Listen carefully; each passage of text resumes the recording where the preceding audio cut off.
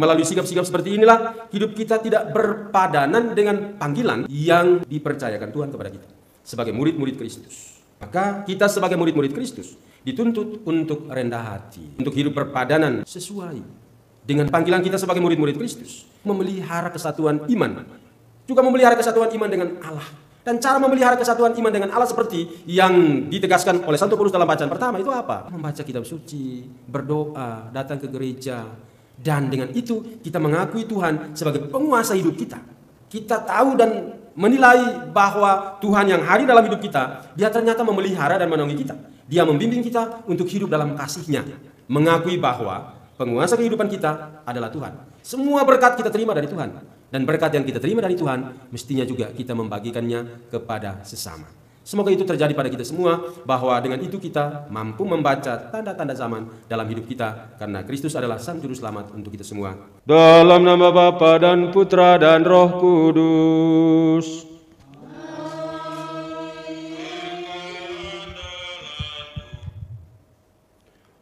Rahmat Tuhan kita Yesus Kristus, cinta kasih Allah dan persekutuan Roh Kudus bersamamu.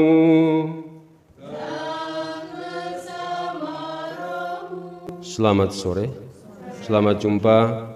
Lama nian tidak berjumpa kita selama 1 bulan karena melaksanakan perintah Allah keempat, hormatilah ayah ibumu dengan cuti.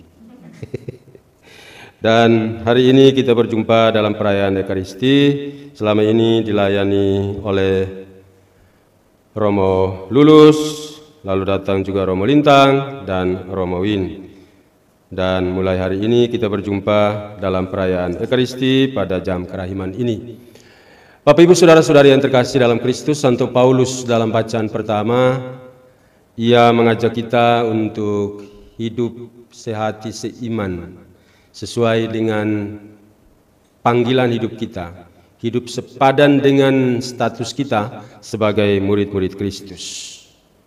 Dan Tuhan Yesus mengajak kita untuk mampu membaca tanda-tanda zaman dalam hidup kita. Kalau kita melihat bahwa mendung di barat akan datang hujan, itu adalah membaca tanda-tanda alam. Dan kalau kita pandai membaca tanda-tanda alam, maka kita diajak juga untuk pandai, cerdas membaca tanda-tanda zaman. Bapak Ibu Saudara-saudari, kadang kita gagal untuk membaca tanda-tanda kehadiran Tuhan dalam hidup kita. Maka marilah pada awal perayaan ini kita mohon ampun kepada Tuhan. Bapak Ibu Saudara-saudari, salam jumpa, salam sehat untuk kita semua. Semoga kita sekalian yang mengikuti perayaan Ekaristi ini diberkati oleh Tuhan Yesus yang berhati kerahiman. Dan bagi yang sakit, yakin Tuhan menjamamu dan memberikan rahmat kesembuhan kepadamu. Bapak Ibu Saudara-saudari, saya pernah bertugas di Nias tahun 2009 sampai dengan Juni 2017. Dan orang katakan bahwa Nias itu adalah salah satu jalur gempa bumi. Maka hampir 2 atau 3 hari saya dapat pesan SMS. Waktu itu ya belum ada kan. Pesan SMS. Isi SMS itu begini. Halo sobat BMKG. Berikut disampaikan update cuaca hari esok. Hujan sekitar sore hari. Angin kencang besok hari. Hujan akan muncul beberapa kali. Maka hati-hati untuk mengadakan perjalanan dan para pelaut agar hati-hati masuk ke laut. Dan akan terjadi gempa bumi pada tengah malam. Membaca itu kadang kami tidak bisa tidur kalau ada gempa bumi. Tetapi juga dibantu oleh teman saya yang kami serumah dan dinding rumah itu hanya dari papan. Kami dibantu dengan cara apa? Dia itu kalau malam ngoroknya bunyinya 3 kali. Sehingga tidak bisa tidur kalau ada berita itu dari berita dari BMKG, maka kita terbantu untuk berjaga-jaga supaya jangan sampai tertidur. Dan kalau tertidur datang gempa, maka lari keluar dan harus memegang pada rumput di lantai, karena kalau berdiri agak pusing. Dan setelah gempa lalu disusul dengan berita bahwa akan nyusul tsunami, maka kami kejar pohon. Maka teman saya yang tadi ngorok itu kalau naik, karena dia kan badannya besar, kalau naik satu pohon sebenarnya jangan datang ke sini, nanti kalau kamu keberatan, nanti kalau jatuh dari sini kita akan tenggelam semua, kamu cari pohon yang lain. Bapak Ibu saudara-saudari, para ahli mengatakan bahwa cuaca itu adalah salah satu faktor alam yang tidak bisa dikontrol oleh manusia, siapa saja. Maka kondisi cuaca dapat mempengaruhi hampir semua sendi faktor kehidupan manusia.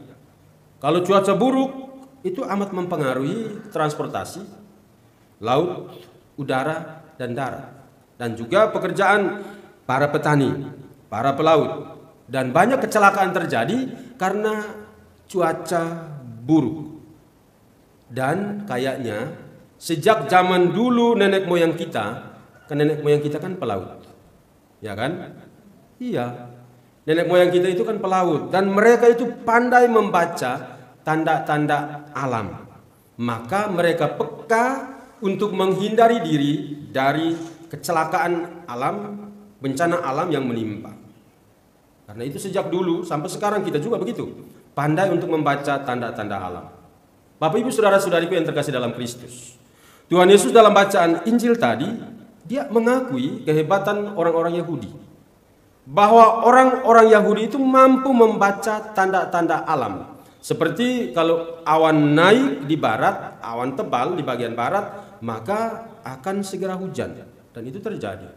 Kalau angin selatan bertiup kencang, tanda hari akan panas.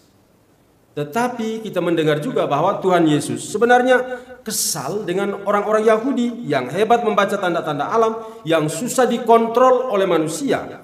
Tapi mereka mampu membacanya lalu mengontrolnya supaya menyelamatkan hidup mereka, agar tidak menjadi korban dari tanda-tanda alam. Namun tetapi mereka gagal total untuk membaca tanda-tanda bahwa Yesus sebagai Mesias sudah hadir di tengah-tengah mereka yang membawa pengadilan bagi dunia. Apabila mereka pandai, maka seharusnya juga terjadi pada mereka untuk membaca tanda-tanda zaman, pandai membaca bahwa Yesus hadir membawa pengadilan untuk mereka dan untuk semua orang pada zamannya. Dari sebab itu Tuhan Yesus mengecam mereka, hai orang-orang munafik, tidak memutuskan sendiri apa Mesias yang datang untuk membawa keselamatan dan mengadili orang-orang yang tidak mendengarkan pewartaannya, tetapi mereka melalaikannya. Ibu bapak saudara-saudariku yang terkasih dalam Kristus, setiap kita sebagai murid-murid Kristus, kita adalah pengikut-pengikut Kristus, Anda sama. Tetapi salah satunya, yakni saya melihat, merefleksikannya ketika terjadi wabah besar yang menimpa seluruh bumi hampir 3 tahun, yakni virus corona, COVID-19 dan varian-variannya.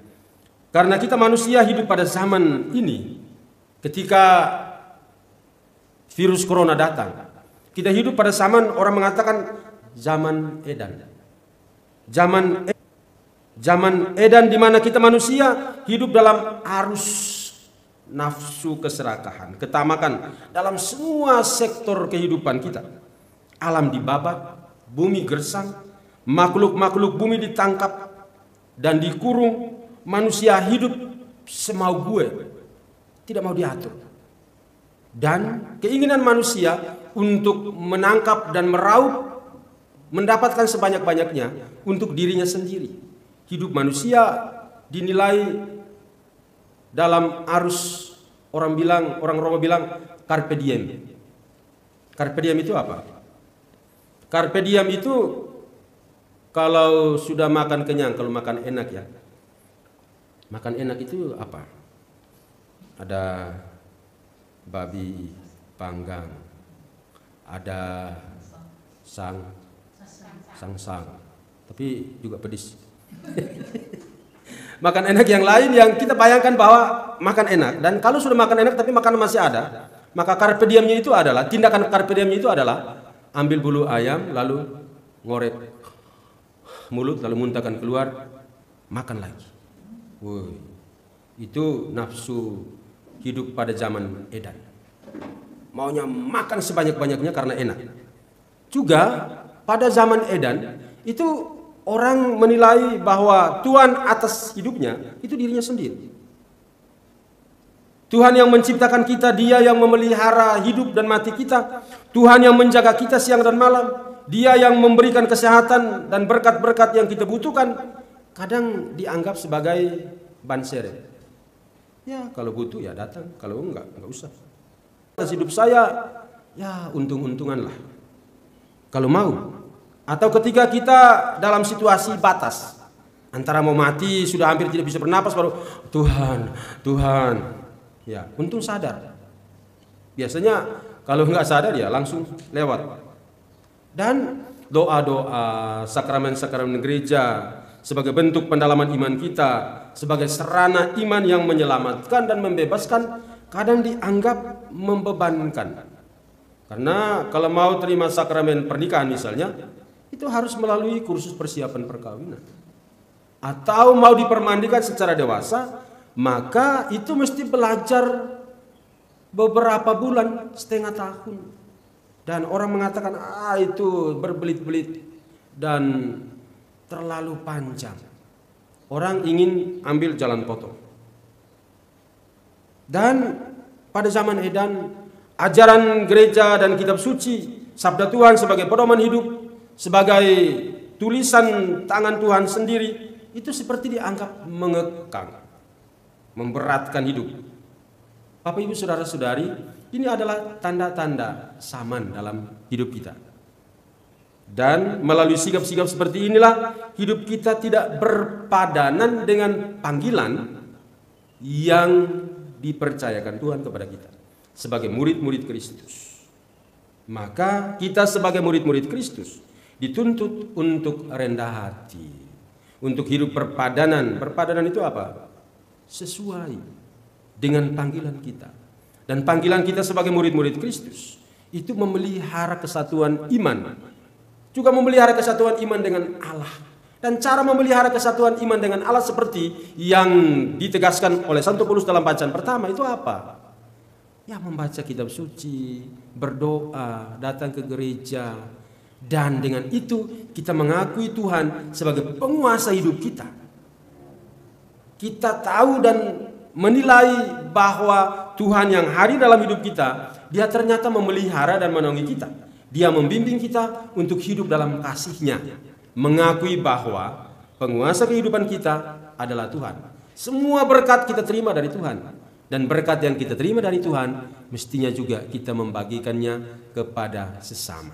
Semoga itu terjadi pada kita semua, bahwa dengan itu kita mampu membaca tanda-tanda zaman dalam hidup kita, karena Kristus adalah Sang Juru Selamat untuk kita semua. Amin. Marilah mewartakan misteri iman kita. Setiap kali kami makan roti ini dan minum dari piala ini, wafat-Mu Tuhan kami wartakan hingga Engkau datang.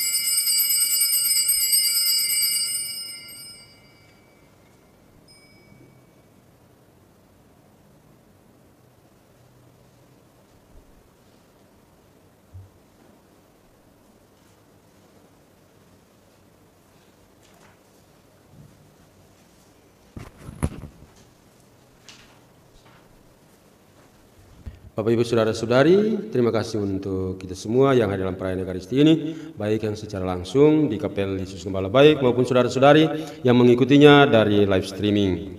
Semoga kita jumpa lagi pada hari Minggu sore dan Tuhan senantiasa menyertai saudara-saudari. Terima kasih untuk para petugas pada sore hari ini dan mari kita mohon berkat Tuhan.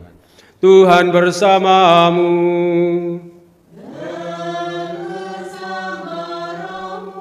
Semoga Allah yang Maha Kuasa memberkati saudara sekalian, Bapa dan Putera dan Roh Kudus. Amin. Saudara-saudari, pergilah dalam damai sambil memuliakan Tuhan dengan hidupmu.